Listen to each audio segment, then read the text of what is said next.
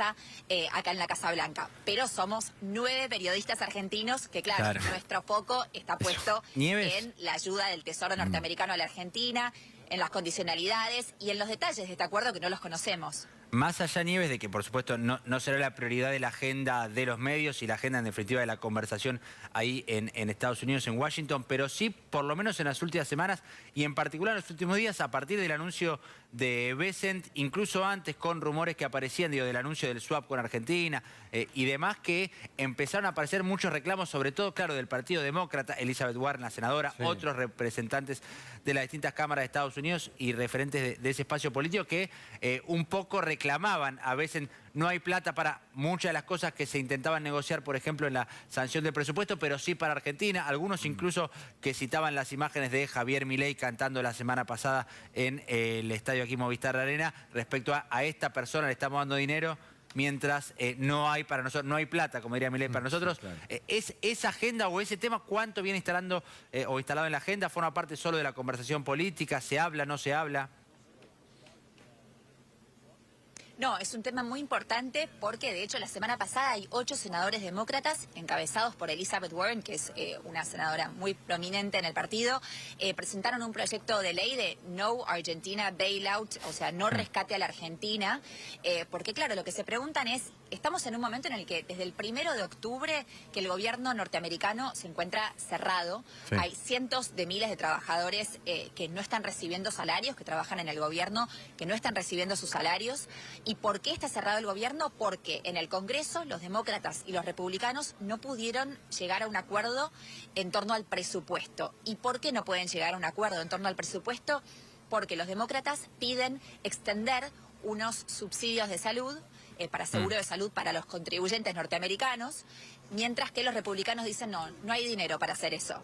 Entonces lo que se preguntan es, no hay dinero para los subsidios de salud para los norteamericanos, pero los contribuyentes sí tenemos que contribuir a rescatar a la Argentina. Claro. O sea, sí hay 20.000 millones de dólares para rescatar a la Argentina y no hay dinero ni para pagar los salarios ahora de los trabajadores del gobierno, o tampoco hay para los subsidios de salud de los norteamericanos. Entonces dicen, America First, seguro que es America First, o los amigos de Trump. Entonces eso le genera un costo político y ruido interno desde ya. Nieves. Sí, vamos a volver en un ratito, Nieves, mientras tenemos novedades en otros aspectos. Gracias. Bueno, hablábamos recién de qué va a pasar con este nene que hoy está cumpliendo 6 años, el hijo de Pablo Laurta, este asesino, este doble femicida.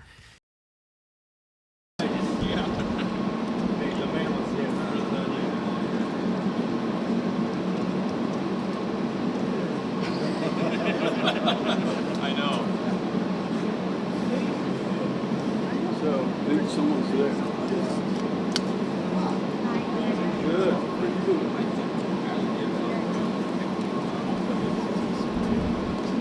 They do.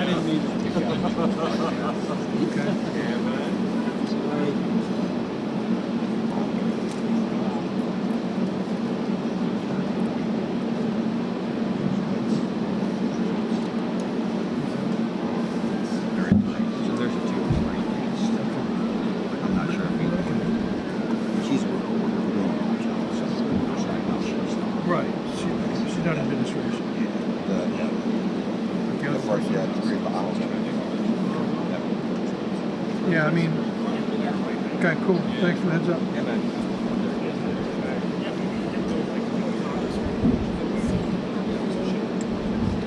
No, they haven't even lined up. They haven't even lined up. No, they're not lined up. There's no Marines at the door. We're all just standing here.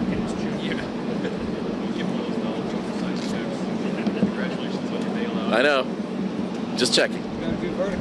I'm full length, you're tight? Cool. I'll go full length. Yeah. Sorry, just make sure you get something different from the rest of us. Oh, yeah. I'm actually not bringing it to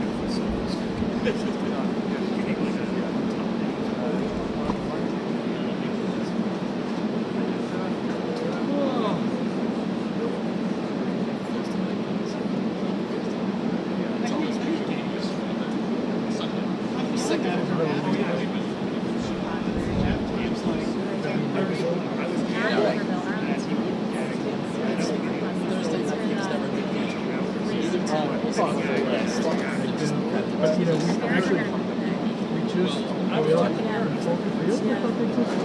Am I going straight to Roger Goodell's office? we just did a vacation in Chicago. Really?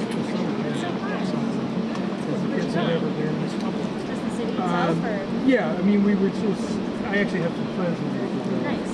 So we were staying in the city for 4 nights. And then we, you know, we did the boat tour. That's great introduction to the city. It is. Yep. Oh yeah, yeah. We ate it one night at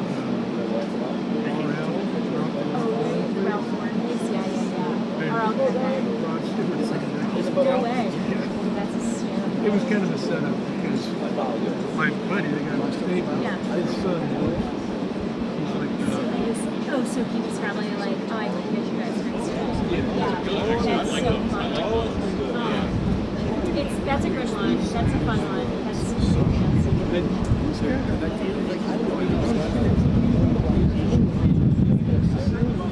He's doing cool. He's excelling now. You're still like, oh yeah, I get it. That's what that's Well, he says that he just done after. No, I did not. There is no shit. There is no shit. I didn't have it. That's just We only have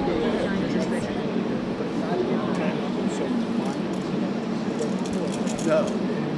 went to hanging out and playing the park. yeah. I didn't put as many. Yeah. And Josh Bell, Yeah. Look at that. I didn't know it was actually that nice. Yeah. Well, they have a great event. This guy, at the end of it, he got standing over there. Making me feel good. Thank you. He shook hands with the conductor. He was, I mean, it was like being at a show, but kind of stumbling into it. That's so neat. That's how it always happens. That's really interesting. Like, they're not sure.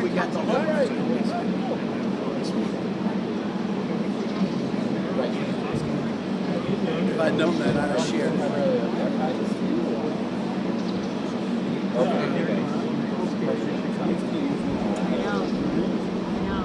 ISP's up here.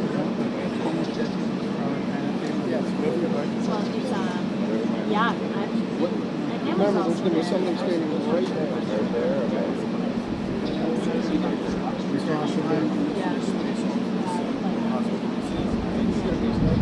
Really give a shit over that.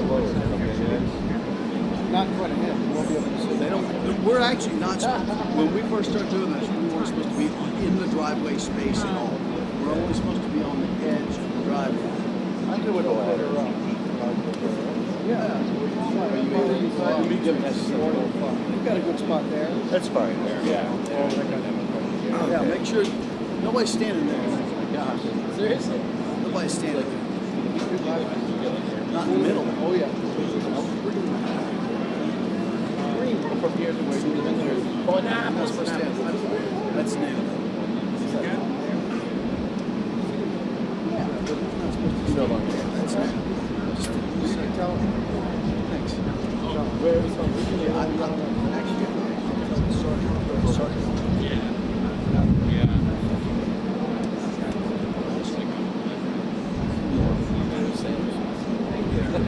That's true, yeah. I wonder if you go enough to still give you a card. So check it out for exactly next weekend. Oh my god, that's so funny. He's right there. You have to take a picture. That's so smart. Hey, let's just take a picture. Yeah, that's a great way to do it. I like that. Instead of like being obvious and yeah, that's hysterical. I like that. Because he just is there every week. Of course, he's like, Yeah, straight to win. Just get to your go-nuts go. That's the best. And I'm so sad on Saturday. yeah. The Brewers no less. They're going pretty well. Brewers? They look really good, yeah, they really do. So, 70, yeah? No, you never, I mean, of course you never know. Sorry. Brewers look good and they do look good though. The Lions or no, they're out. So we're hoping for Tigers. That'd be good. There you go. They went wrong. I really would. that's for it too. Yeah, We this year root for the Tigers. Tigers.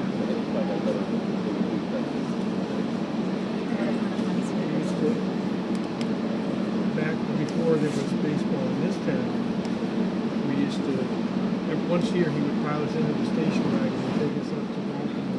You want to see the Tigers then? But that was when you had to go all the way up to the Memorial Street. Yeah. Oh my god, that's hysterical. When did the Southerners leave? They left in the 70s and 60s. It was In the 60s.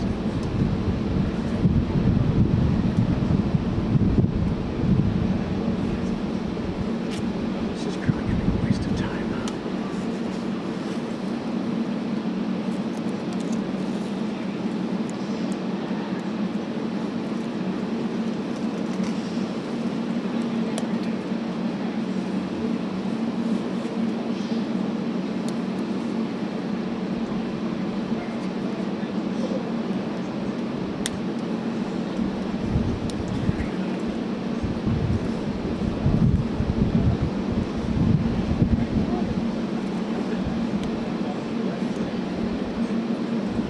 And you're going to be down for the, Yes, sir. Yeah, I'll be right here. feel free to use that. Oh, really? That'd be great. Thanks.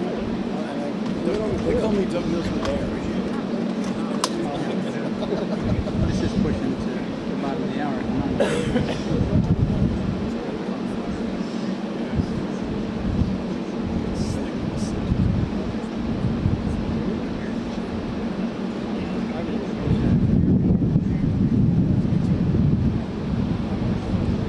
I can't believe it. You're so much fun. No way.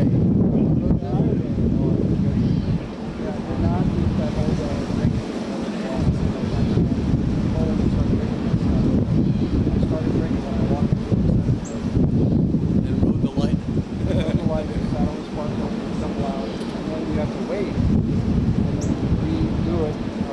Midnight, and that keeps you up another 4 hours. And then I slept from 4 to 5, and I had to be at the hospital at 6:30.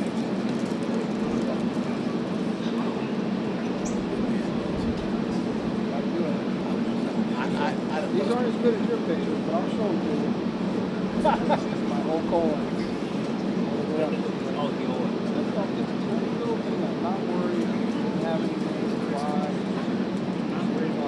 Not like the lady before you. I'm sorry she was like, so sorry we were late. The lady before us never had a colonoscopy. 45 minutes.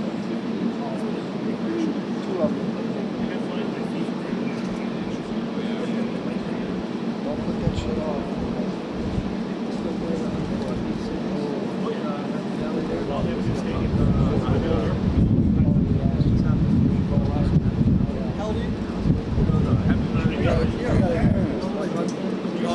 Yeah, you should have gone already. I did mine in my 50s. And the guy said, best one I've seen all day.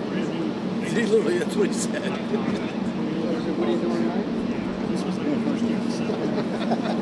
He said Mills is unavailable, that's what I'm asking. Yeah.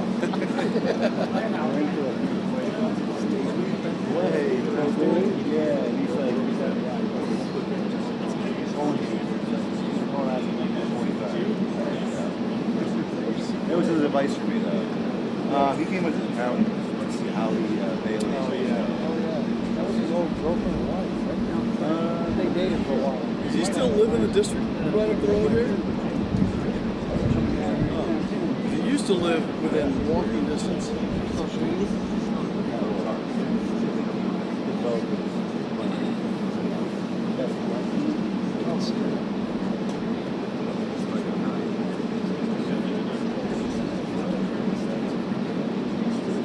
That will not be my problem, because I don't have enough to invest with.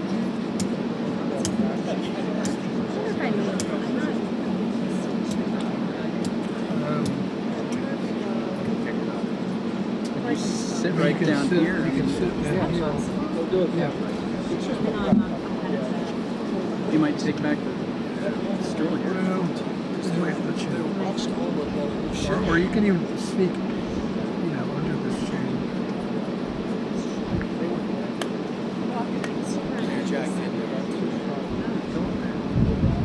Easier to ask forgiveness than permission. Yeah, right. Limbo. That's the only way of it.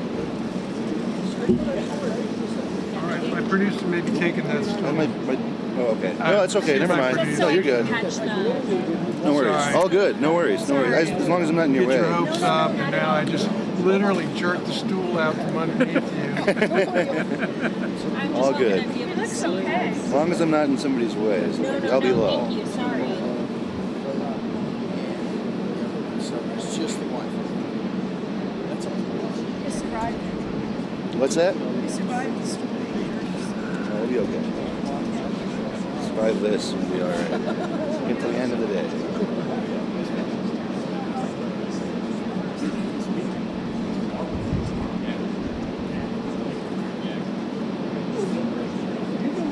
You're popular. And you can sleep.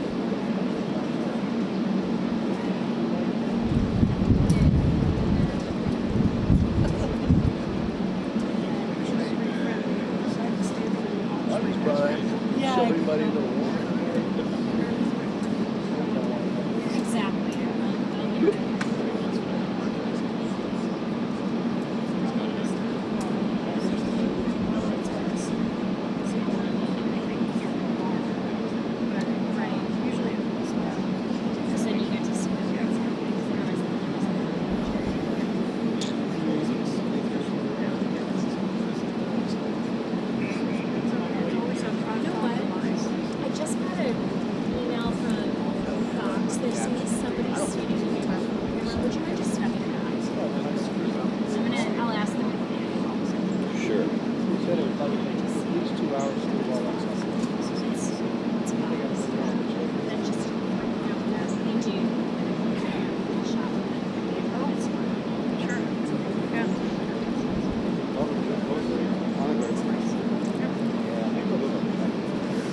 Wait and see. Yeah. It's up. We'll know when they're close when they start coming around. What you got? Okay.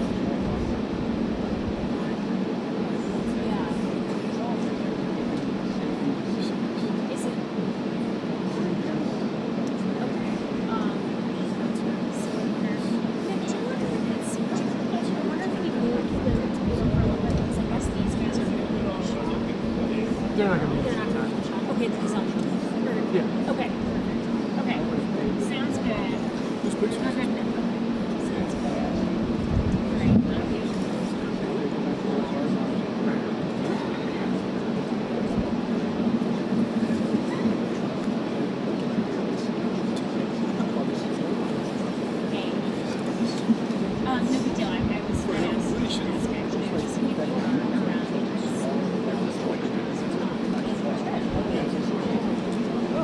Awesome.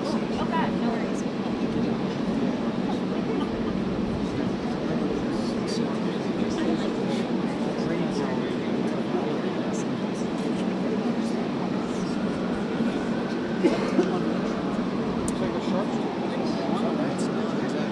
Yeah. Would you mind? I mean, I could run, but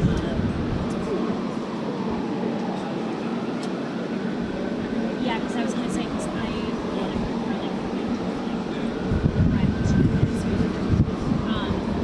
usually stand.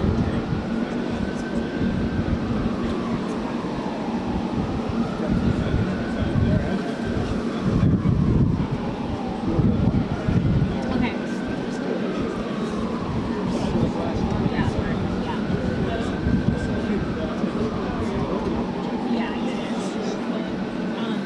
Okay, sounds good. Yes. Yeah.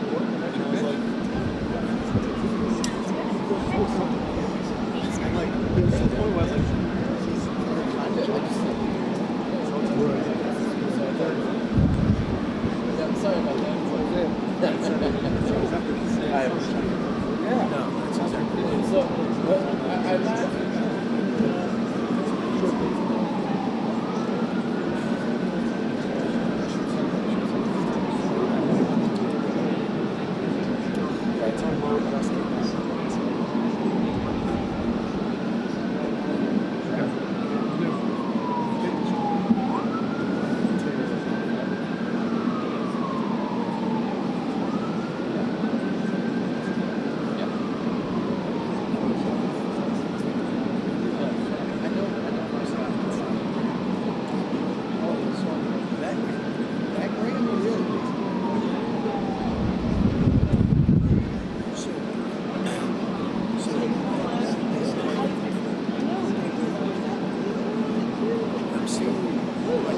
Oh, no, that guy. Yeah, but New Zealand.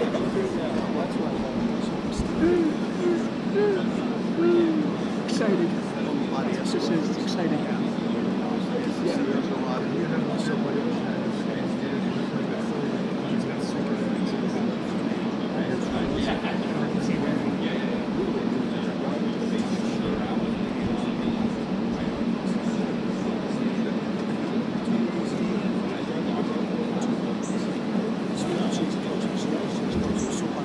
You guys all doing that tomorrow too? They asked for ours tonight. I guess the poll stopped tonight. and then they got to clear out the booth.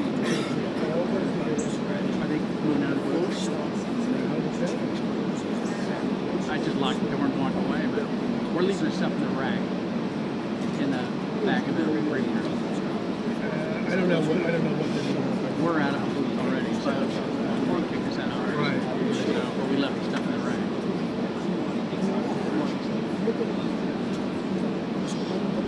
Well, yeah, ours was supposed to go to Newsmax.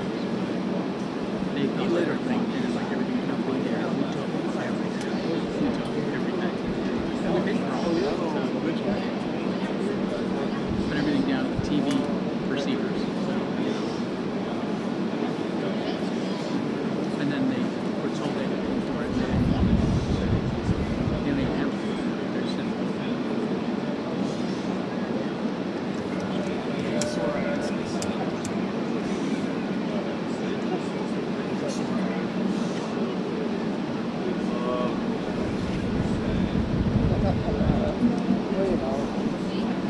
Man says call me. Say, okay, I'm calling right now. You gotta go be. 100%. Otherwise, it could be an accident. Yeah, here she is.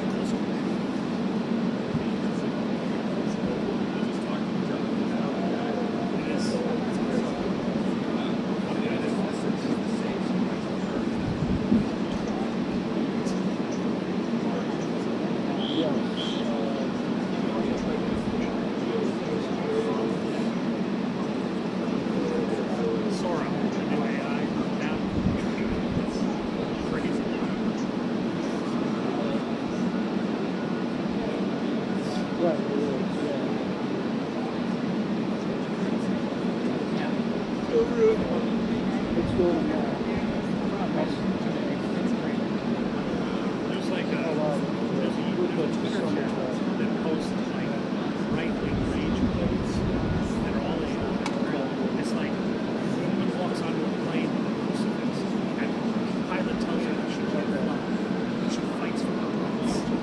And like they have all these rage quotes. And people believe it.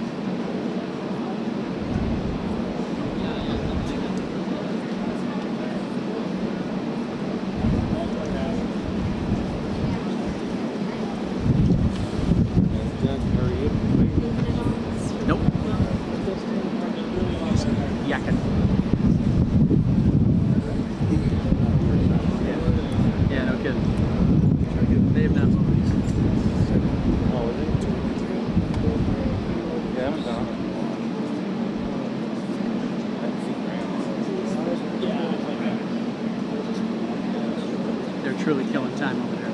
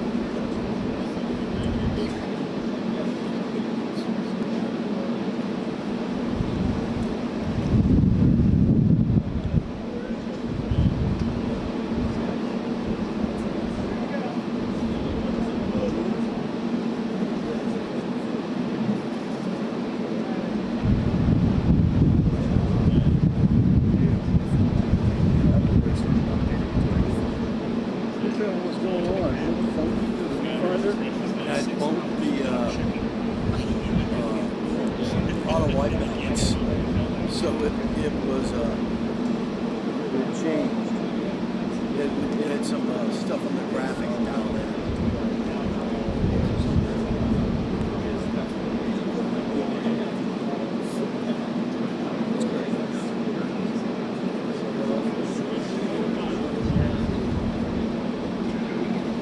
Marnie got one there?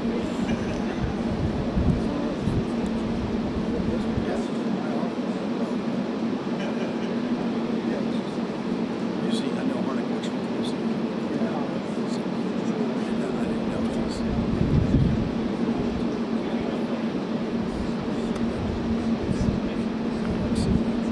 That's what I like to see. My buddy moved me from the front. That's what I want.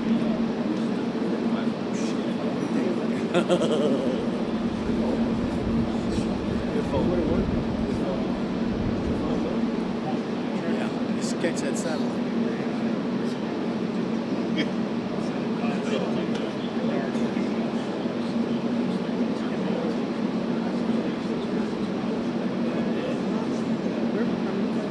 Sure.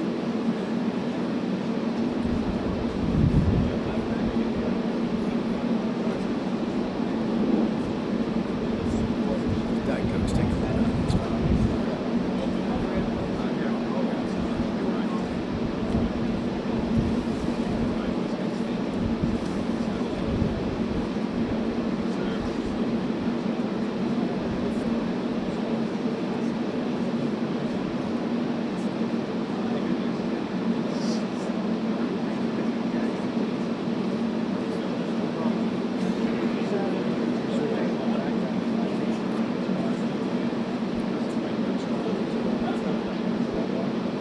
Oh, connected to the backpack. Connected to the Wi-Fi. You're right, you should.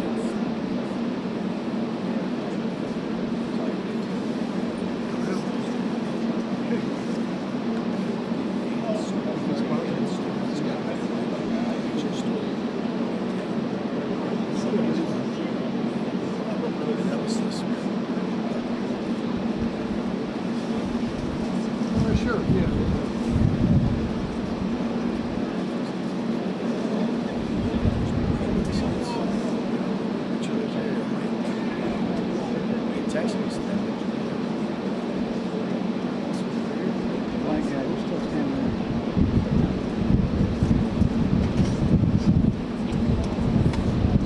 Thank you, sir. There you go.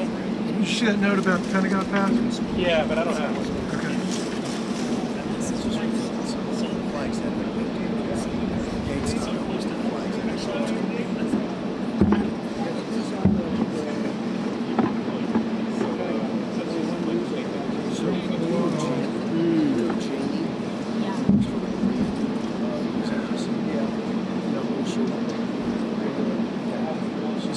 She's got the pass. Photograph of the dog. Just so I can show them.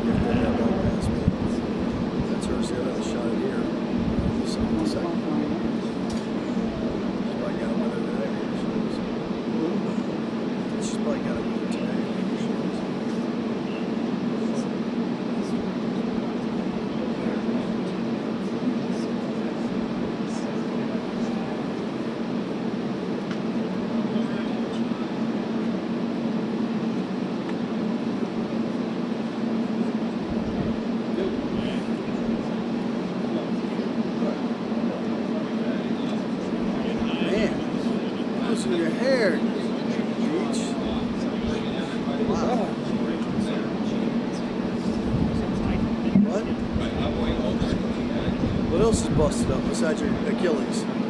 Holy shit. That's right. Oh, yeah, there's that. Can you see if the gate's closed? It's closed. Yes, it is.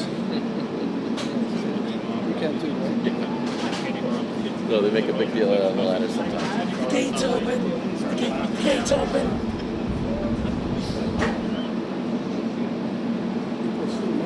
Yeah. They also don't come down the driveway at 80 miles an hour.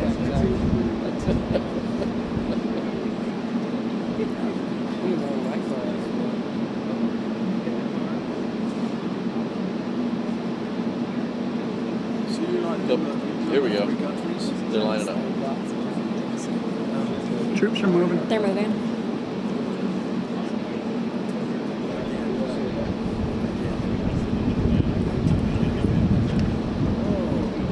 Or they're getting ready to spawn. Yeah. Or the ladder.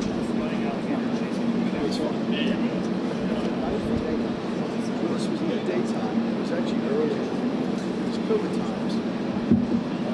This was kind of weird. Hey, I'm at a steakhouse from Toyota. It was so hot. I sweat. Everybody sweat through everything. All right. So when is that supposed to be? This month. Well, you never know. But if it prepare, it's hot.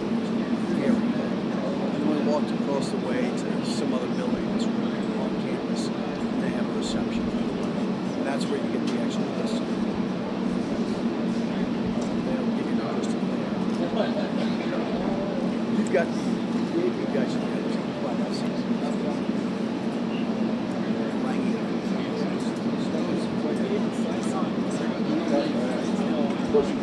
Yeah. Here earlier, that was like a 12.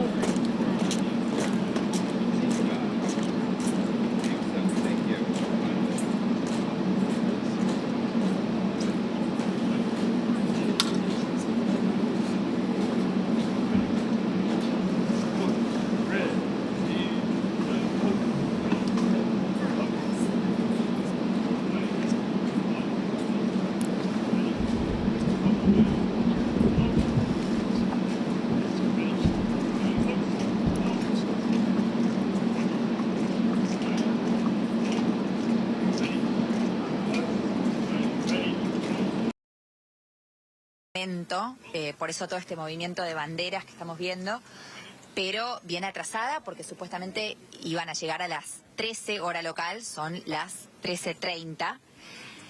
Estamos acá todos a la espera, hay un pool de periodistas estable que también están todos con ganas de hacer preguntas, más que nada respecto al viaje a Medio Oriente, que en realidad lo que se comenta es que todo este victory lap, como le dicen acá, ¿no? Como una vuelta olímpica victoriosa que viene de dar el presidente Trump en Medio Oriente, de alguna forma movió la agenda planeada con el equipo argentino, y es un poco una mala suerte para los argentinos, digo, que se vea un poco opacada la agenda nuestra con toda esta situación, que igual, digo, no quiero decir mala suerte porque es muy positivo todo lo que pasó en Medio Oriente, pero estamos con distintas prioridades. Nieves, ya volvemos, ¿eh? Las banderas, están todos en posición. Ya volvemos con vos, con toda esta expectativa. Sí, por supuesto vamos a interrumpir enseguida, claro, ¿no? Pero claro que sí. Pero volvemos a los alquileres. Estaba Vanessa Ibarra con nosotros.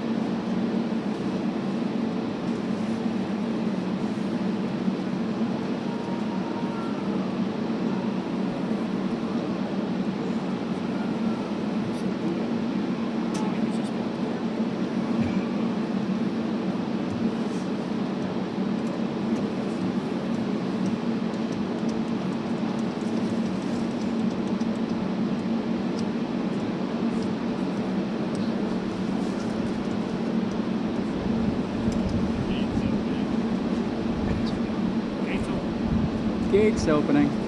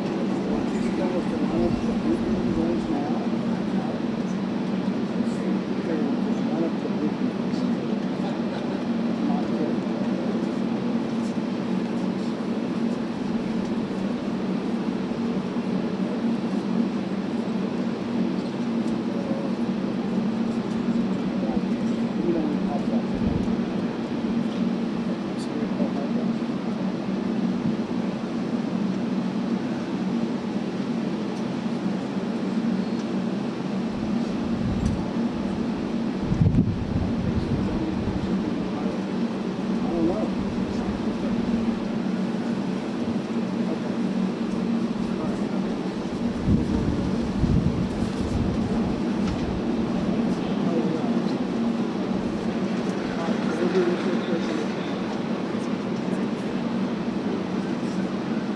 You know what? Lunch?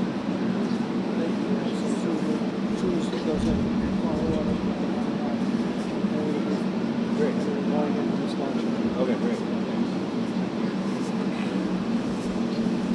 Appreciate that, mate. Yeah. Heads up, I'll go. Car's moving.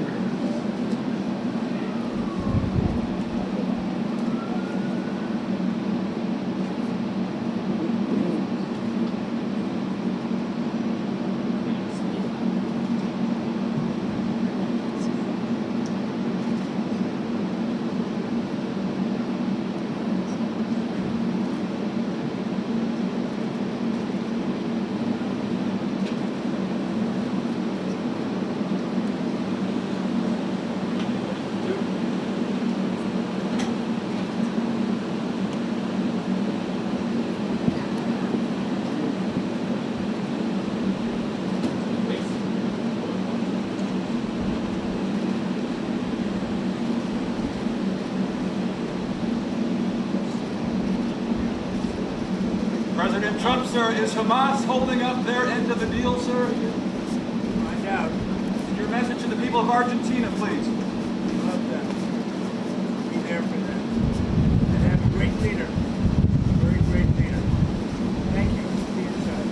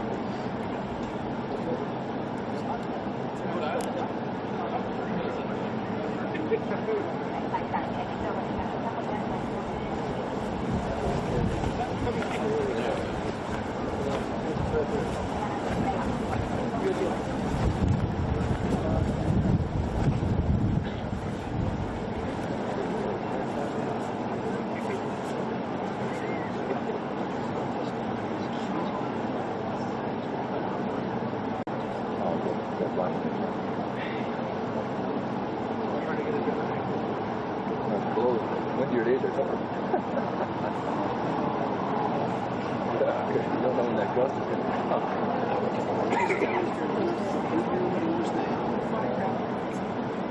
Is the gate open? Gate's open.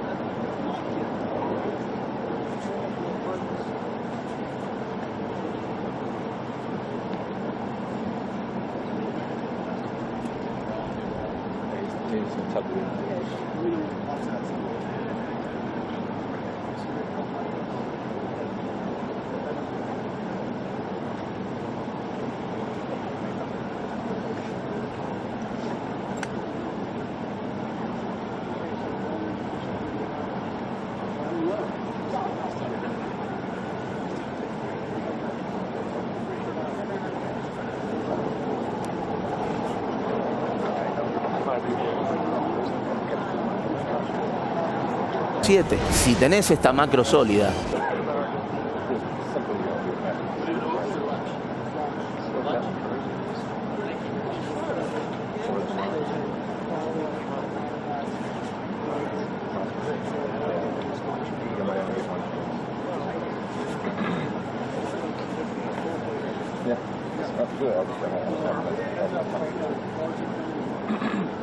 Car's moving. Car's moving.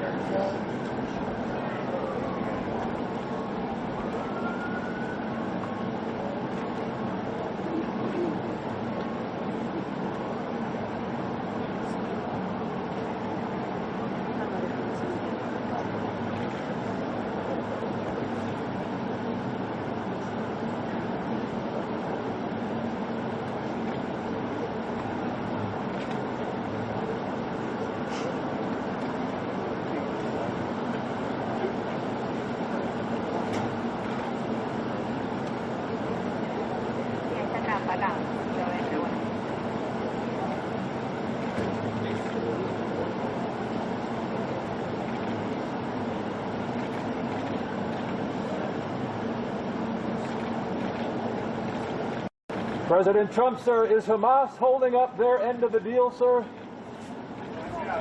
And your message to the people of Argentina, please.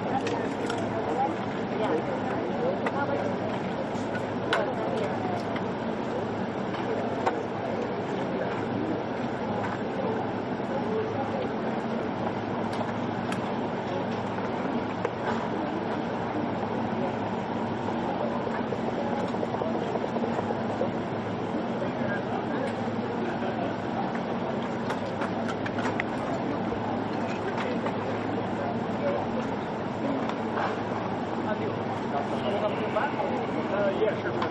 Put it back.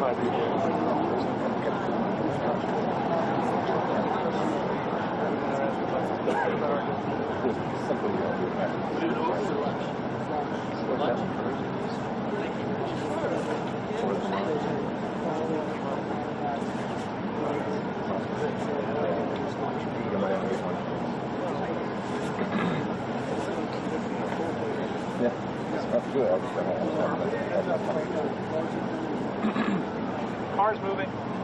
Car's moving.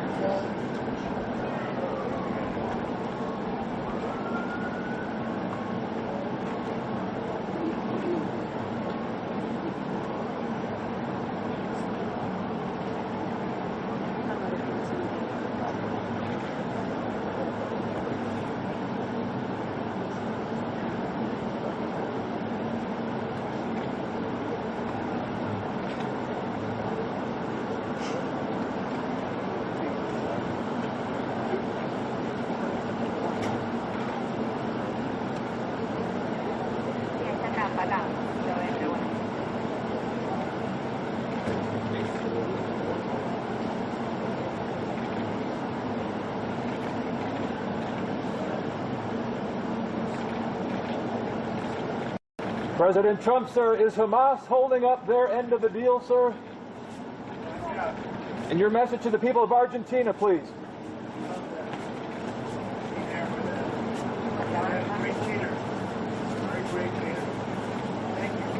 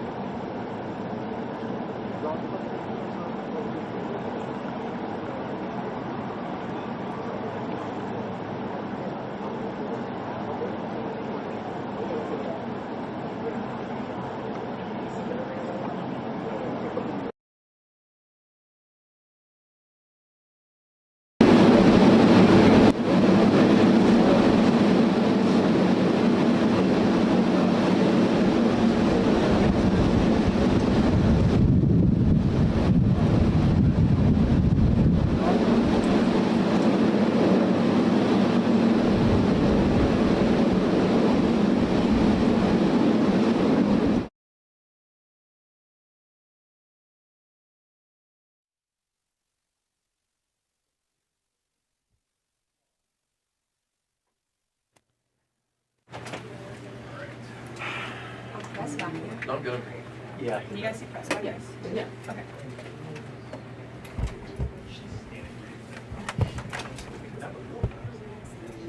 These photos of you across the building. These are up already? I wish I just did cross the Printer with the name. Just put a card. Yeah. Yeah. You did. 11 by 14 is right in and out.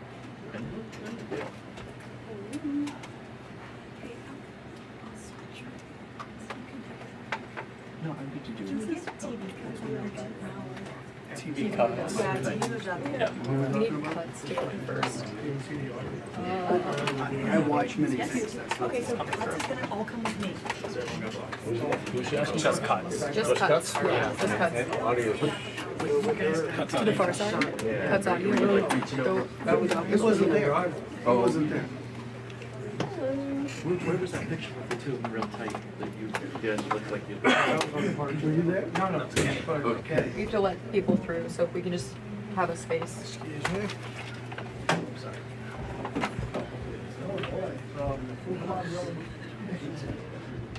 You got the right list? I think I just have one. Okay, I'm gonna have the still photographers come through to go on the other side, so let stills through, please. Stills? Go ahead. Go ahead. Where are you going to watch? Down to over the yeah, just the stills. Guys are going to the far door, apparently. Thank you. Just the stills, they're going in the far side.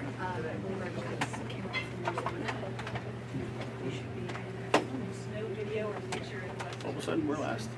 Right. I'll leave my space for you. You do that, huh? I'll stay a little bit over to the side, so you should be fine. Are they across from each other, like VP and the vice president across from each other? Right? President and vice president across from each other? These two are across from each other? He's across from him. Allegedly. So we're behind him. We're behind what would be the vice president. That's where Allegedly, that's what I'm told. Yeah. Okay. We'll find out. We are halfway flat. And it's on the right though, right? She's going all the way around. Far side. I got it. They were taking them all into the Stills are, I mean, the cuts is already in. Yeah. We're not in. On the They're- far the side. far door. Yeah. Yeah. Sorry, Sandy. I'll be going to my right as we walk in the door.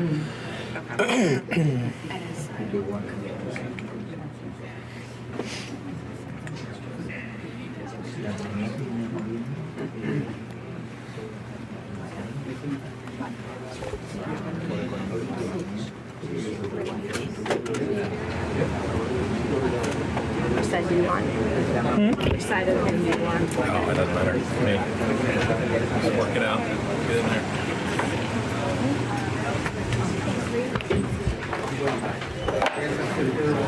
Sí, no, que la prensa, mire, están primero que Ok, primero hacemos las fotos y después se habla. Gracias.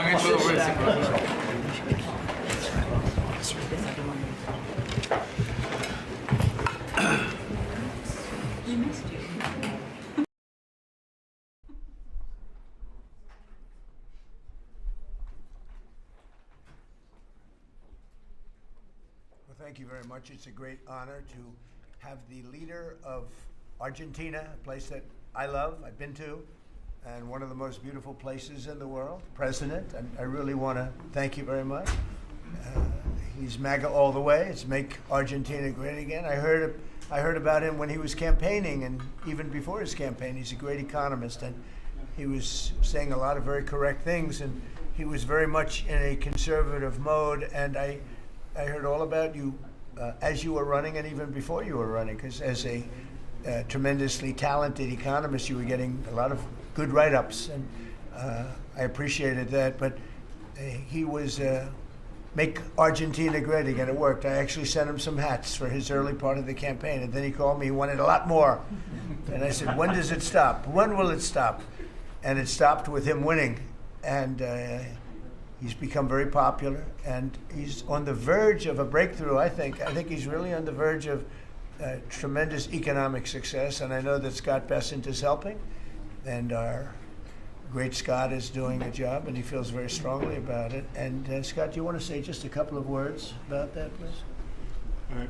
Yes, sir. The president is fighting 100 years of bad economic history and policy, and is both presidents. Both. We're fighting bad. I thought he was talking about the U.S. president when he said. And there's a midterm election coming up. We think he's going to do quite well, and then continue his reform agenda. Mr. President, as you said, President Obama had a big opportunity during his term, which he wasted. Many governments in Latin America went center-right, and the U.S. ignored them. We are not going to ignore our allies. It is economic strength. We're using our economic strength to create peace, just as you've done all over the world. And it is much better to form an economic bridge with our allies, people who want to do the right thing, than have to have shoot at narco gunboats. So we think that this is an opportunity for the Argentinian people, and that President Milei is the one to do it. He's got a great cabinet. He's got a great team who we've worked with over the past weeks. And the election is coming up very soon, and it's a very big election being watched by the world, because he's done an incredible job, but with that comes some pain. And they have some pain, and now they're coming out of it. I think the victory is very important. Your poll numbers, I hear, are pretty good, but I think they'll be better after this. And, you know, our approvals are somewhat subject to who wins the election, because if a socialist, or in the case of New York City, a communist wins, you feel a lot differently about making an investment. I think, Scott, you'd feel that if somebody that had no chance, in other words, if somebody wins and has no chance of ever having a great economy because of that philosophy, you would put a halt to what we're doing. Yes, sir, and we're confident that President Milei is going to do well. We've been criticized by a couple of American Peronists, like Senator Warren. And she That's a compliment. Yeah. She has no idea what she's doing. She's a nasty, horrible senator. Go ahead. Other than that, I like her very much. Yes, and she and her protege in New York, Mandame, who I don't even think he's a Peronist. I think he's more of the communist chauvinismo. So we stand with the president and what he stands for, and the hope for the Argentinian people. And President Trump, just like you, he carries the young people. So it's hope for the future. The Argentines have made the decision to shake off 100 years of bad policy. They went from one of the richest countries in the world to a ton of debt. And I think that with the bridge the U.S. is giving them and the strong policies, that Argentina can be great again. Thank you very much. Please, go ahead, please. Muchísimas gracias por esta recepción. Me siento muy honrado, muy especialmente en este momento en el que, digamos, gracias al gran liderazgo suyo, presidente Trump, ha logrado la paz en Medio Oriente. No solo este gran logro que ha sido alcanzar la paz en Medio Oriente, sino lograr el retorno de los 20 rehenes vivos. Además, quiero también felicitar por esa labor y por entender, digamos, la amenaza que es el socialismo del siglo XXI en todo el mundo, y en especial en América Latina, la labor de Marco Rubio. Y también quiero agradecer profundamente el enorme trabajo que ha hecho el secretario Besen, digamos, para ayudar a superar este problema de iliquidez que tenía Argentina como consecuencia, digamos, de los ataques políticos que hemos sufrido por nuestros opositores, que no quieren que Argentina vuelva a abrazar las ideas de la libertad y que quieran volver a abrazar ideas perimidas, fracasadas, que en el fondo no son ni más ni menos que caminos que conducen al socialismo. Así es que, en primer lugar, muchas gracias por recibirme, muchas gracias por lo que están haciendo por el mundo libre y muchas gracias al secretario Besen por la enorme tarea que ha llevado a cabo y que, digamos, nos permite tener una ruta para poder transitar tranquilos y hacer lo que los argentinos de bien necesitan, y que creo que va a ser un buen caso para mostrar al mundo que las ideas de la libertad funcionan y generan prosperidad. Muchísimas gracias. Thank you. Thank you very much. Do we have a interpreter that wants to, you all either have that? Has everyone understood? Because I think you made a very important, profound statement, actually. But we could have it interpreted if you want. Does anybody want it interpreted? Would you like that? Would you like it? Can the interpreter speak what, do we have somebody set up for that? If you want? It's actually simultaneous, so if the President would like to repeat his statement, we can do it. No, that's okay. Don't worry about it. We'll leave it that way. So, it's an honor to have you here, and I just want to tell you that your career has been an amazing one, and it's going to continue with the election. You're going to win the election. We're going to endorse you. I'm going to endorse you today, fully endorse you. And you know, people in Argentina like me. A lot of people like me. I'm even surprised myself. But we had a great week. We had a great weekend. We had a great period of time in the Middle East. It was very comprehensive. It went very rapidly, and I think it's going to lead to something that's going to be unrecognizable, certainly for the Middle East. What's taken place in the last few days, people can't believe it. I've never seen anything like it. I've never seen the love and the spirit. And I've done a lot of things. I've done a lot of deals. I've done a lot of political deals where countries come into line or whatever, but I've never seen anything like this, the level of love. And it has to do with the mystique of the Middle East, I think, because if I did other countries, I did 7 other settlements of wars, complete settlements of wars, and it was very well received. But this is something I've never seen anything like it. The media covered it very fairly, and even the fake news, of which we have a lot, they actually covered it fairly for a change. And I appreciated that. We have to get back to that. It's so important. But I just want to say it's a pleasure to be with you, and we're going to have lunch, and we'll take a couple of questions from the news, and I'm sure they'll be extremely non-hostile and friendly. Like JD went through a very friendly interview with George Slobodanopoulos, who was nice enough to pay me $16 million the last time we came. He had to pay $16 million to me, which was good. It was worth having somebody lie. If you get $16 million, that's good. But JD had a very nasty person interviewing him, and we can't let that happen.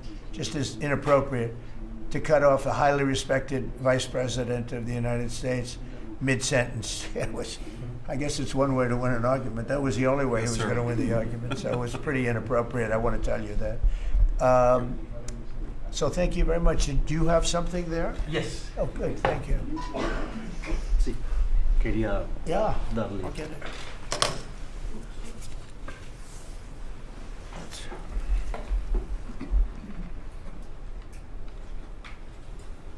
That's fantastic. Thank you very much.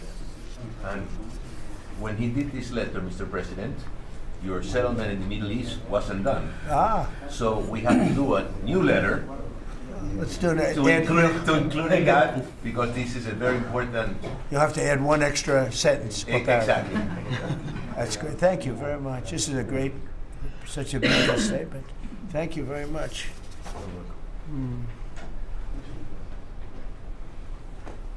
That's beautiful. Thank you. Mr. President, how is this Argentina? Why don't we talk about Argentina first? And then go ahead. How is Argentina going? Mr. President, how is this Argentina? China in Argentina? Sorry. Go ahead. How is this Argentina rescue package America first? And is this rescue package meant to help President Milei's party in the coming election? No, it's helped. It's really meant to help a good financial philosophy where Argentina can, after 20 years of disaster, because it was very successful at one point, and it can be again, like Venezuela. Venezuela was very, very successful, and now it's a dictatorship. So when we can help our neighbors, we're making tremendous progress in South America. South America, Marco was telling me, he's like our great expert here. He really knows it. But you were telling me that so many of the countries are coming our way, and we had a few years ago when I just came back. So I've been here now almost 9 months. But when I just came in, I was amazed to see how poorly we've done. We lost so many, and one of them was Argentina. Would be lost if he wasn't there. And I think he will be there because the people recognize he's done an amazing job. He took over a real mess. So did I take over a mess. I took over a mess by, the Biden group. And Obama he started it, I'll tell you. Barack Hussein Obama started it. Could you give a couple of words on South America? You were telling me so well yesterday how well we're doing. Go ahead. Well, first of all, we have now 8 or 9, 10 countries, Argentina being foremost among them, that have aligned with the United States on issue after issue in international community events all over the world. They're, in fact, these great allies like Argentina, but I can go into others, Costa Rica, I don't want to leave anybody out, El Salvador, but I think one of the more promising developments is later this month, there'll be an election in Bolivia. After 25, 30 years of anti-American hostile government, both of the candidates running in that election, in the runoff election, want strong and better relations with the United States and another transformative opportunity there. But so I think this is important. This is our hemisphere. It's where we live. And having strong neighbors such as this. And great progress has been made, really. And we'll make more. Absolutely. Over the last 9 months. Really over the last 9 months. Yeah, please. Mr. President, from Argentina, Buenos Aires, do you imagine soon a free trade agreement with Argentina? Could it be possible soon? Yeah, it will be. Well, we're going to discuss some of it today. But no, we want to help Argentina. And we want to always help ourselves. But we want to help Argentina. And one of the ways we can do, they have great product. And we used to do a lot of trade, and then if you look at what the Democrats, well, they didn't know. They didn't know. Honestly, they didn't know what they were doing. But a lot of that trade disappeared, and they have great product. So we will be trading with Argentina. It'll be helpful to them, and it's helpful. It's good for us also. Mr. President, was China trying to draw a wedge between U.S. and Argentina by buying soybeans from Argentina and not U.S. farmers? I would say so. Yeah. And China on China likes to draw wedges. Yeah, sure. I mean, I guess that's natural. It's China, and it's natural, but it's not gonna mean anything in the end. Mr. President, from Argentina, should Argentina end the China swap and close the space base in Neuquén? I don't think you should be doing business much with. You can do some trade, but you certainly shouldn't be doing beyond that. Certainly shouldn't be doing anything having to do with the military with China. And if that's what's happening, I'd be very upset about that, yeah. What about you the understand swap? that, Scott, right? Mr. President, you do understand. Mr. President, what about the swap? Because it's so important for Argentina, the swap. Okay, go ahead. The central bank. The American assistance is not predicated on the swap with China being closed. Any reporting to that effect is incorrect. But you said that Argentina has to expose China from your business or from your agenda, and the swap is so important for Argentina. No, I was referring more to ports, military bases, observation facilities that have been created in Argentina. Than the swap? More than the swap? more than the swap. Okay. He was referring to that. Yeah, behind you, please. Yes, President, for Argentina, what's the benefit for United States in helping this way Argentina? Just helping a great philosophy take over a great country. Argentina is one of the most beautiful countries that I've ever seen. And we want to see it succeed. It's very simple. I mean, we don't have to do it. It's not going to make a big difference for our country, but it will in terms of South America. If Argentina does well, you're going to have others following, and a lot of others are following. You have countries in South America that 2 years ago would have never even been thought of to go as democracies or as just countries that want to do fair and balanced trading. And now I mean, you mentioned Bolivia, but there are numerous other countries that are coming our way.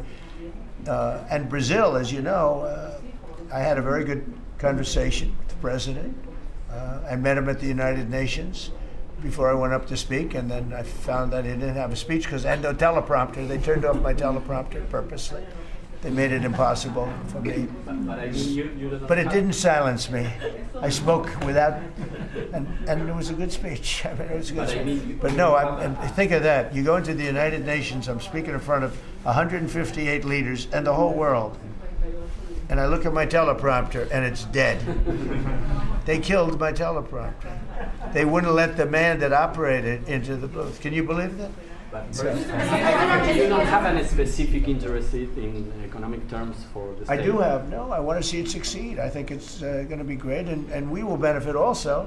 But it's not that big a benefit because it's not that big a country, but it's a very important country, and it's a country that can be very successful. There are some countries that will never be successful. This is a country that has great potential if it has the right leadership, and you have the right leadership with this man right here. Okay? Mr. President, would you support dollarization? I would say that I'll leave that up to my my economic people, but I like the dollar. I'm very strong on the dollar. And anybody who wants to deal in dollars, they have an advantage over people that aren't. But for the most part, we're keeping it that way. I think if Biden would have, Biden, that group would have gotten elected, meaning Kamala, you wouldn't have the dollar as your currency anymore. You wouldn't have a world domination by the dollar if I didn't win this election. And now the domination, like BRICS. I told anybody who wants to be in BRICS, that's fine, but we're going to put tariffs on your nation. Everybody dropped out. They're all dropping out of BRICS. BRICS was an attack on the dollar. And I said, you want to play that game, I'm going to put tariffs on all of your product coming into the U.S. They said, like I said, we're dropping out of BRICS. And BRICS is like, they don't even talk about it anymore. Scott, you want to add to that, please? We're very happy with the current currency arrangement. Mr. President. Your ABC fake news. I don't want. Go ahead, Brian, please. First of all, congratulations. I don't take questions from ABC fake news. After what you did with Stephanopoulos to the Vice President of the United States, I don't take questions from ABC fake news. Brian, go ahead. Yes, sir. First of all, congratulations on achieving peace. You're indeed the peacemaker. Hard to believe, right? Did you ever think I was going to be called a peacemaker? Actually, I did. I did too. Go ahead. But on a lighter note, Elizabeth Farah, she is one of the hosts on ABC's show The View.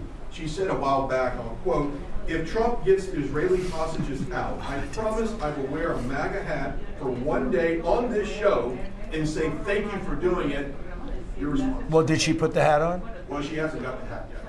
Who is it? Which one? Elizabeth Farah. Oh, yeah. Well, she used to work for me. So she used to work here. I'll tell you about Alyssa. She worked here. She gave me the most beautiful letter when, the administration, the time came up, the election was rigged, I left. She gave me the most beautiful letter you've ever seen. I was a great president. What a great job. Some of the letters have been quoted. This is Alyssa, who I never thought was very outstanding. I figured she would not make it. And she didn't have a big role here either. And then we had January 6th, and she left after that or before that, but she gave me the most beautiful letters. And then even months after she left, and while we weren't here any longer, she sent another letter, glowing letter, beautiful letter. And then she got hired by The View, and they gave her a couple of bucks, and she changed her view very quickly. I never thought she'd make it. Never thought she had what it took in any way. You know what that means. But she's on The View. But it just shows what a fraud The View is, because this woman gave me letters and statements. She said I was the greatest president in her lifetime. Now, she's not that old, so I didn't consider it a great compliment, but I've had better. Can we send her a hat? Well, recently I've had the greatest president of them all. I like that much better. Because I said, does that include Washington and Lincoln? Yes, sir, it does. I said, I like that person. So I think she's a total, I think she's a joke. Mr. President, on Gaza, how long will it take Hamas to disarm, and can you guarantee that is going to happen? Well, they're going to disarm, and because they said they were going to disarm. And if they don't disarm, we will disarm them. How will you do that? I don't have to explain that to you. But if they don't disarm, we will disarm them. They know I'm not playing games. Okay? Now, we did something monumental. We got the hostages back. That was the first thing we had to do. Above all else, get the hostages back. Now, they misrepresented because we were told they had 26, 24 of dead hostages, if we can use those terms. And it seems as though they don't have that, because we're talking about a much lesser number. But that's a very tough subject. I want them back. That's what they said. I want them back. Also, they said they were going to disarm. And initially speaking, they needed, they did take out a couple of gangs that were very bad, very, very bad gangs, and they did take them out, and they killed a number of gang members. And that didn't bother me much, to be honest with you. That's okay. It's a couple of very bad gangs. It's no different than other countries. Like Venezuela sent their gangs into us, and we took care of those gangs. We have Washington, D.C. is one of the safest cities in the country. It was one of the worst cities in the country if you go back just a little while ago, right? Now it's safe. You can walk to work. Isn't it nice? But we have told them we want to disarm, and they will disarm. And if they don't disarm, we will disarm them. And it'll happen quickly and perhaps violently. But they will disarm. Do you understand me? Yes. You say because everyone says, oh, well, they won't disarm. They will disarm. And I spoke to Hamas, and I said, you're going to disarm, right? Yes, sir, we're going to disarm. That's what they told me. They will disarm, or we will disarm them. Got it? Okay, what next. Is the deadline? Sir, you said quickly, but what is the deadline you're going to put on that? A reasonable period of time, pretty quickly. A reasonable period of time. Congratulations on the peace you achieved in the Middle East, first of all. And my question is regarding Argentina. Does continue... Are you from Argentina? I'm from Argentina, yes. I like the Argentina. I like them much better than ABC. Than ABC fake news. Me too, sir. Yes, go ahead. Does continued U.S. support for Argentina depend on the results of the upcoming legislative elections and the ability of the government to pass long-lasting reforms through Congress? Well, I think if they don't do that, we're not going to be around very long. Scott, can you handle that one, please? We're confident that the president's party will and the coalition will do well in the election, and this aid is predicated on robust policies, and going back to the failed Peronist policies would cause a U.S. rethink. Thank you very much. It's a great question. It's a little like New York. You're reading in Argentina about New York. We have a problem. We have a communist who's 33 years old, doesn't know a damn thing. Practically, he's never worked a day in his life. And he sort of caught on, right? And I'm not going to send a lot of money to New York. I don't have to. The money comes all through the White House. And if they're going to be sending us stupid policies, communist policies, which is proven for thousands of years doesn't work. We don't have to prove it again. We're not going to ruin one of our great cities, because we'll make that great. We will clean up the crime in about 30 days. Took 12 days to do Washington, D.C., so New York is bigger. And Chicago, we've already made a lot of progress despite fighting from the government, but Chicago's doing great. Memphis is doing really great. We have great support there from the political leaders. They said, please come in and clean up crime. And we love it. We've in 1 week, Memphis is so good. It's so much better. We'll have it within a month. We'll have that into a safe city again. And all of these cities, we want to clean them up. We don't like that opposition. But if somebody's going to be a communist mayor of New York, it's a fluke if he gets in. There are a lot of failed people that he's running against. I mean, we have failed, you have inferior candidates or something, and because it's impossible to think that New York City can have a communist mayor. He's a communist. He's not a socialist, by the way. There's a big difference. He's a communist. He's down and dirty. He's a communist. He hates police. He wants to get rid of all police. I mean, how can a policeman? He hates Jewish people, and yet he's got Jewish people supporting. He hates Jewish people. So it comes through the White House. The funding for New York and for every place comes through the White House. And I'm very generous, and I was always very generous with New York, even when you had opposition there, but I was always very generous. But I wouldn't be generous to a communist, a guy that's going to take the money and throw it out the window, because you're talking about hundreds of billions of dollars. And we're not going to let somebody get into office and squander the taxpayer money from this country. We're not going to let it happen. So it's a little bit like that with, if you take a look at Argentina, if the president doesn't win, I know the person that he'd be running against, I believe, probably. We probably have the person. The person is extremely far left and a philosophy that got Argentina into this problem in the first place. So we would not be generous with Argentina if that happened. If he loses, we are not going to be generous with Argentina. Mr. President, you talk about the Argentina and important in the Latin American. What is your plan for Venezuela? What is the terrorism, the narco-terrorism in the President Maduro? What is your plan? Well, Venezuela's done a couple of things very badly. Number one, we get drugs and all of that. But we get something in a way worse, because they're a big purveyor of drugs, but we have worse. What they do very well is they send their criminals into the United States, and they send Tren de Aragua, that you know very well. You're from Venezuela, I assume. And they send them in by the thousands, literally. And these are the worst of all. And they empty their prisons into the United States. They empty their mental institutions into the United States. And because we had a president who's low IQ, he didn't realize what was going on, and the people that are high IQ that surround him, but they happen to be lunatics, radical left, they're highly intelligent, radical left lunatics, okay? So in a way, that's worse than having a guy like Biden. But they ran the show. You heard about the AutoPen. The person that really operated the AutoPen, but it was really the people that told the person that operated the AutoPen what to do. Those are the people that really were president, okay? So we're not going to stand for it in this country. And by the way, that AutoPen thing is under serious investigation. Just this, I don't think you care, because you're from Argentina, you couldn't care less about that. But I just want to say, because I do the weave, you know, the weave, cover a lot of different subjects. But the people that are involved in that AutoPen scam, because he barely signed anything. I mean, this guy, I don't know how you can be president. He barely signed it. But the only thing we can find for sure is that he signed Hunter's pardon, his pardon. Hunter's pardon, I like that. That's a combination. So we're going to work very much with the president. We think he's going to win. He should win.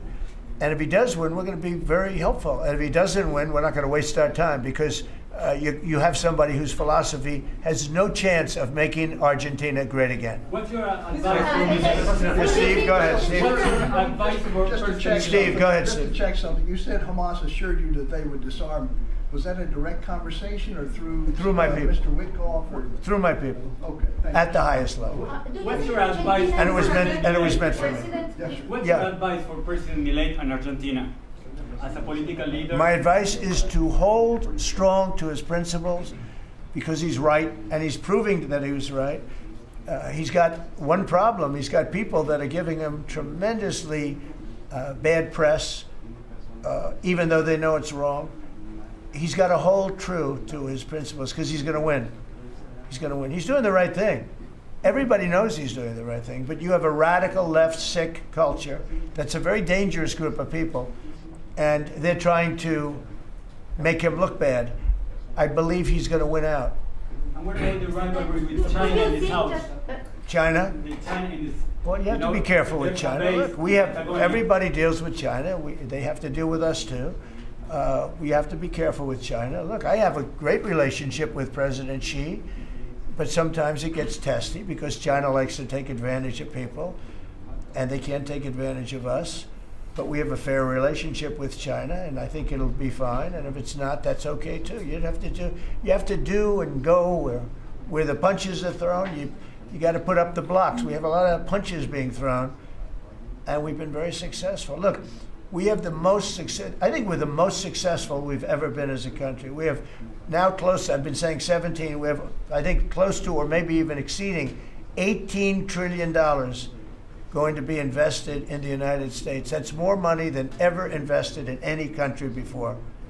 Even countries with much bigger populations, like India or like China, nobody's ever had $18 trillion invested in the country. We have, and that's because of November 5th election, because I won.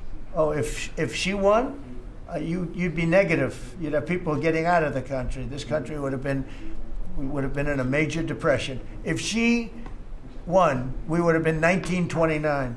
They'd like to see that anyway. That's why they keep the government closed. They have a shutdown based on nonsense. They want to give away 1.5, think of it, they want to give away $1.5 trillion to people that come into the country illegally.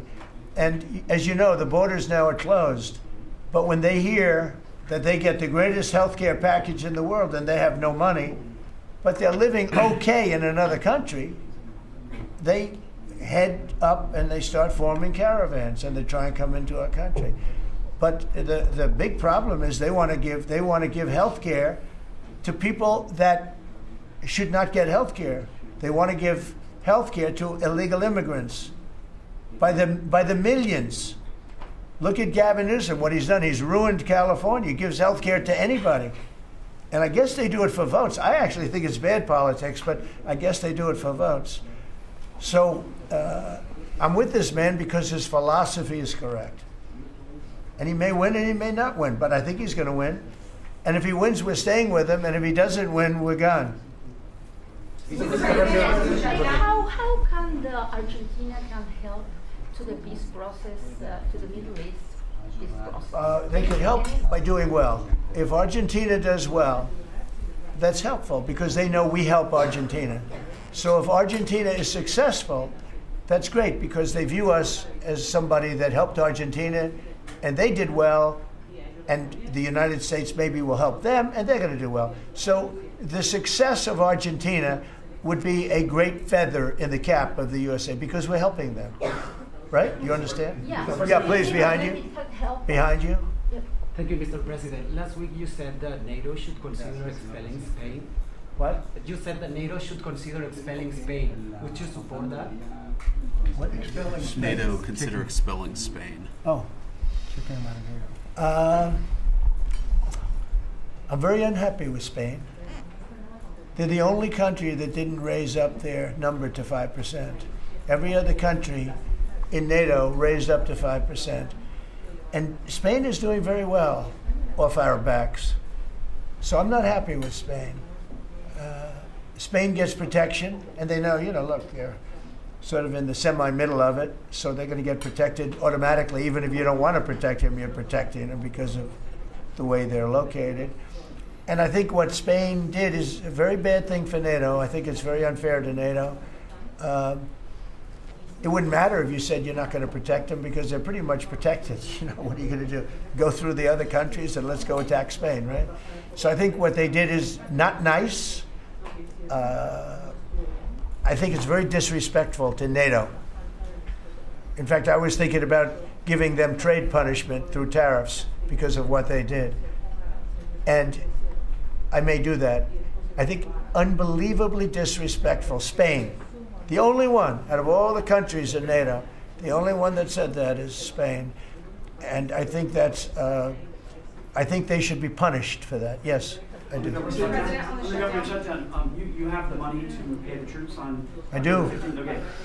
I actually have a man who is a very wealthy person, you'll know that when I tell you this, who called a donor, a great gentleman, and he said, if there's any money necessary, shortfall, for the paying of the troops, that I will pay it, meaning he will pay it. How about that? I said, look, we're not going to need it. We're going to take care of our troops, but this was a position that's being forced upon us by Democrats, And all they have to do is just sign a piece of paper saying we're going to keep it going the way it is. You know, there's nothing. It's not like it shouldn't even be an argument. They've signed it many times before. I don't want to bore you with the fact that Schumer said 100 times you should never close up government. But Schumer's a weakened politician. I mean, he's going to finish his career as a failed politician. He's a failed politician. He's allowed the radical left to take over the Democrat Party. So if they write books about that, if they write books about him, they're going to have to say that his career ended by allowing the radical left to take over the party. I mean, I won an election in a landslide because people are not into the radical left, and the Democrat Party is. People didn't want to see men playing in women's sports. They didn't want to see transgender for everybody. They didn't want to see all of the different things that they do that's so crazy. Open borders. I mean, the worst thing that he did to us, it's not inflation, because we fixed inflation. Prices are way down. I don't know if you saw that gasoline went to 58 just now. Did you see what's going on with gasoline? No, $58 a barrel. Nobody can believe it. I'm very proud of that. You know why? Because we're pumping like we've never pumped before. Because if you get the gas price down, everything else comes down. It's very simple. And he went away from my policies, and you had the greatest inflation. The last administration had the greatest inflation in the history of our country. And now, as you know, groceries are down. It's all down. We're doing good. Are you settling in for is this going to be a long term? It's up to them. All they have to do is just vote to extend. We don't need it. We're not saying we want money. All we need is a right to extend. They want a right to extend, but they want $1.5 trillion so they can give it away to illegal immigrants, the people that are invading your cities. And many of these people, for whatever reason, I mean, I understood this. I called it a long time ago. These countries are run by people I know. Friends of mine, like I know this gentleman. I hope you haven't sent, he probably did too, why not? They send up their worst people. They send up people that are criminals, they send up people from jails. And at best, the best ones they send up are people that don't work very hard and that are on a social form of welfare. And they're sending those people into the United States. I don't blame them, I'm angry at them, but I don't blame them. But I'm really angry at Biden and Kamala and that group of lunatics for allowing it to happen, because it's the hardest thing. Now, you know, we're sending them out. It's incredible the job that Christie and Tom Homan and the whole group is doing. But we shouldn't have to be doing that. We're doing a lot of work on getting people out of here. Tren de Aragua has caused tremendous damage, and our soldiers are great. You know, our soldiers are now based on merit. They're not based on woke, because we won the case in the Supreme Court, which was the bravest case. I have such respect for the Supreme Court because of what they did with merit, because our country was built on merit. Countries are destroyed on woke. You know, I made a statement, and I hated to make it because it sounded bad, but everything turns to you know what when it goes woke. You remember the term. I don't like to use it because you might have some children listening, but it turns bad.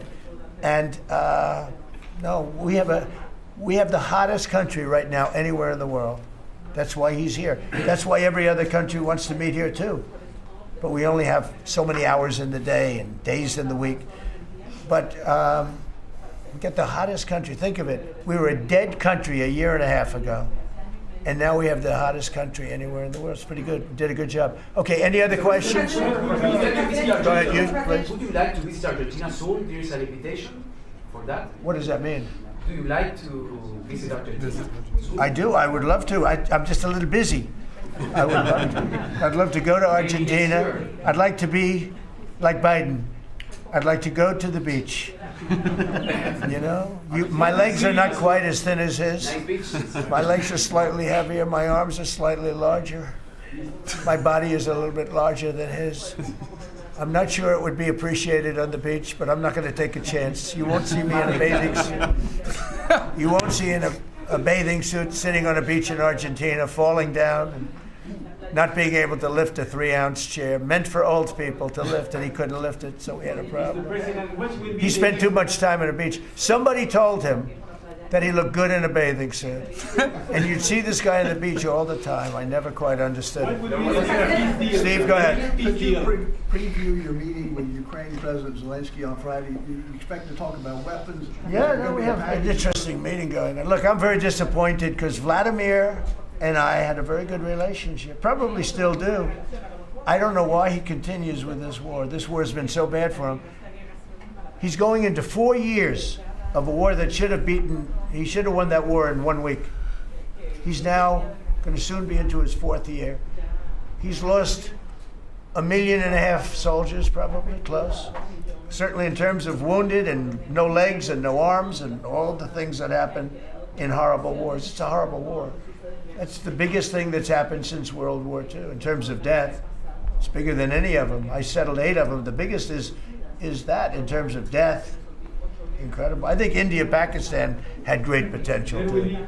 We did a great job in that one, but he's got to really settle this war.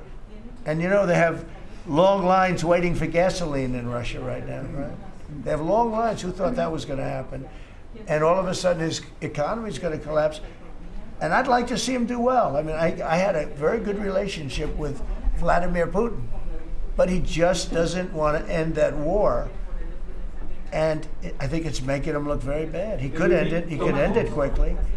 And I have to tell you, I give credit because who would think that Ukraine could have fought Russia for 4 years to essentially a standstill? Now, there has been some early, you know, before they knew what the hell was happening because it happened quick. Biden should have never let that happen. That's a war that should have never happened, but it did. But it's not making Russia look good, I will tell you that. We need tomahawks in Ukraine? We'll be talking about Ukraine, yeah. I mean, I have the president coming in on Friday, and I know what he has to say. He wants weapons. He would like to have tomahawks. Everyone else wants tomahawks. And we have a lot of tomahawks. Tomahawk is do you need any tomahawks in Argentina? You can cross Moscow tomahawks. You need them for your opposition, I guess, because see, in this country, they'd use tomahawks for the opposition. I don't do that. I'm much nicer. The Democrats would use them if they had the chance. They're sick people. Go ahead. President, are you worried that this plan with Argentina can fail? Anything can fail. Anything can fail. You never know. That's why I say Putin should do something about the war, because so far, I mean, it's turned out to be very bad for him. But anything can. So this plan can fail. Sure, it can fail, but it's got a better chance. I would say, Scott, it's got a better chance of success than failure. And if it's successful, it's an unbelievable success. It can transform your country into greatness. It's got a great chance. We'd like to give it a chance. Anything can fail, but we'd like to give it a chance. And we think, because he's made so much progress. I mean, the work that he's done over the last 4 years is incredible. And it would be a shame to lose that progress. He's very close to having a big success. Mr. President, will you consider removing restrictions on the press that report at the Pentagon? And have you spoken to Secretary Hayes about this? I have, yeah. Well, he's finding, I think I can speak for him. I'll let him speak for himself, but I think he finds the press to be very disruptive in terms of world peace and maybe security for our nation. Press is very dishonest. Not you, but the press is very dishonest. You have something to say, Pete? Well, I very much appreciate the question because it was interesting to watch. We had a chance to go along on the historic trip of Middle East peace, which our generation of veterans never dreamed would be possible. So you would think that the Pentagon press corps of all press corps would be front and center across the board on wanting to give credit to the president for forging this kind of peace, and instead what they want to talk about is a policy about them, which simply says maybe the policy should look like the White House or other military installations where you have to wear a badge that identifies that you're press, or you can't just roam anywhere you want. It used to be, Mr. President, the press could go anywhere, pretty much anywhere in the Pentagon, the most classified area in the world. Or also that if they sign on to the credentialing, they're not going to try to get soldiers to break the law by giving them classified information. So it's common sense stuff, Mr. President. We're trying to make sure national security is respected, and we're proud of the policy. You know, we have an option here. As you know, the press years ago moved into the White House. It used to be across the street. We could move them you're lucky I'm president, because we could move them very easily across the street. They used to be there. They would have more room. We have a beautiful, nice space. You can sit all by yourselves and have fun. Instead, you walk around the White House talking to anybody that can breathe. And, you know, but I find that when it comes to war, and now our great Department of War, we have some great people over there, I think it's sort of, it bothers me to have soldiers and even, you know, high-ranking generals walking around with you guys on their sleeve, asking them, because they can make a mistake, and a mistake can be tragic. They can do it innocently too. They can, you know, and they're not press people. They don't really deal with the press, so they're not really necessarily good at it. Although I think it's mostly instinctual, one way or the other. You're either good at things or you're not. But I could see you being bothered by that. And so you have them in an area and you treat them fairly, but they're not allowed to go into much like the somebody's office and sit with them for 10 hours. Yes, sir. Yeah, I can understand. Boston had some street takeovers that we saw. Are you going to work with or try to work with the mayor of Boston? And then they have a World Cup. They have several World Cup games. I know Argentina knows about World Cups. They have several World Cup games. Could those games move to cities that do work? It could. We could take them away. I love the people of Boston. I know the games are sold out. But your mayor is not good. They're worse than her. At least she's intelligent. You know, some are extremely low IQ. Those bother me more. She's intelligent, but she's radical left. And they're taking over parts of Boston. That's a pretty big statement, right? We could get them back in about 2 seconds. All she has to do is call us. We'll go in and take them back. But she's afraid to because she thinks it's bad politically. She could take them back too. The Boston police are great. I mean, I know them. They love me. She'll never tell them to go after Trump because they love me and I love them. And I got a tremendous police vote and military vote, you know, and fireman vote, all of them. No, I think she is hurting Boston. The answer is yes. If somebody is doing a bad job, and if I feel there's unsafe conditions, I would call Johnny, the head of FIFA, who's phenomenal, and I would say, let's move it to another location. And he would do that. He wouldn't love to do it, but he'd do it. Very easily he'd do it. And this is the right time to do it. If I thought Boston was doing something that was going to cause safety conditions for the World Cup, I could say the same thing for the Olympics, because we have events that are in different locations for the Olympics. It's based in LA. If I thought LA was not going to be prepared properly, I would move it to another location if I had to. On that one, I'd probably have to get a different kind of a permission, but we would do that. Gavin Newsom, he's got to get his act together, because had we not gone in at the beginning of my term, had we not gone in with a very strong, powerful force, they would have lost LA. Now, you already lost 25,000 houses to fires.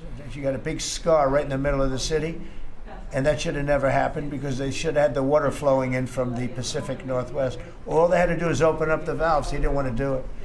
And he didn't want to do it, he says for environmental reasons. I don't believe that, but for some reason he didn't want to do it. Lost 25,000. You had no water in the fire pumps. You had no water in the sprinkler systems in the ceilings.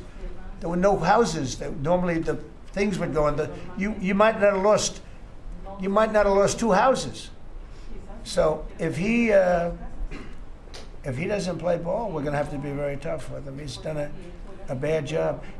Just to finish off on that, so when we went in, we did a phenomenal job. We went in with great force, and that was the end of it. We put it out. We extinguished that fire, which was agitation, and it was a very dangerous position to be in. And we went and did a great job. But the chief, said we could have never done this without President Trump and without the federal government coming in. Okay, that was it. He said that. Now, 2 or 3 weeks later, he said, we could have done it. But he knows he couldn't. The city was going to be taken over if I didn't go in. And you have to remember that. Los Angeles was going to be taken over. And we have it where the chief said it, I believe, numerous times. But that was as it was happening. That was a rough one. That was nasty. And if we saw a situation like that, we'd be forced to make a move. Boston better clean up their act. That's all I can say. Go ahead. One more question. Mr. President, talking about shutdown. Yeah, please. Do you feel any urgency to end the shutdown in the next week, 2 weeks, or would you be fine if it stretches into November and then toward the holidays with folks not getting paid? Well, you know, shutdown, we've had many, many shutdowns. And this is a shutdown that shouldn't have happened. A group of people brilliantly decided to make it after the election. I said, thank you very much. In other words, give it to Trump instead of Biden. So it shouldn't happen. And likewise, debt ceiling shouldn't have. But the big, great big, beautiful bill solved the debt ceiling problem for Is there a 2 point where years. you would reach out to? No, all here's parties what's that happening try on the to cut a deal? shutdown, though. Honestly, can I put it in plain words for you? And you're a smart guy, so you'll understand, but a lot of people don't. The Democrats are getting killed on the shutdown because we're closing up programs that are Democrat programs that we were opposed to. So we're being able, and they're never going to come back in many cases. So we're being able to do things that we were unable to do before. So we're closing up programs that are Democrat programs that we wanted to close up or that we never wanted to happen, and now we're closing them up. And we're not going to let them come back. The Democrats are getting killed. And we're going to have a list of them on Friday, closing up some of the most egregious, socialist, semi-communist, probably not full communist, we're saving that for New York, but semi-communist programs, and we're closing them up. We're not closing up Republican programs because we think they work. So the Democrats are getting killed, but they're not telling the people about that. I say it, I haven't said it probably as bluntly as I just said it, but so we are closing up Democrat programs that we think that we disagree with, and they're never going to open again. Thank you very much. Thank you, everybody.